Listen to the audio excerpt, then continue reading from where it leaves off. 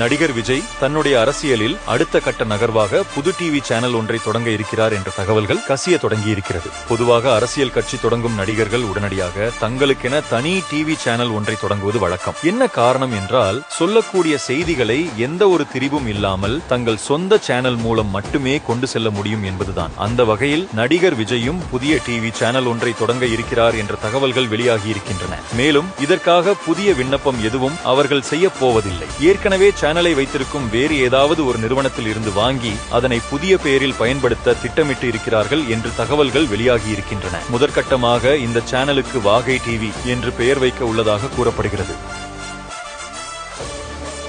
இது போன்ற செய்திகளை தினமும் பெற விரும்பினால் எங்கள் சேனலை லைக் செய்து சப்ஸ்கிரைப் செய்யவும். எதாக இருந்தாலும் அது கொஞ்சம் ஆதரவு கொடுங்க. உங்கள் பொண்ணான கையை கொண்டு அந்த பெல்லில் தட்டிடுங்க. அவங்களுக்கு சப்ஸ்கிரைபர் 5-10 ஏறுனா அவங்க மனசு சந்தோஷப்படும். அவங்க வீடியோவும் பாருங்கள்.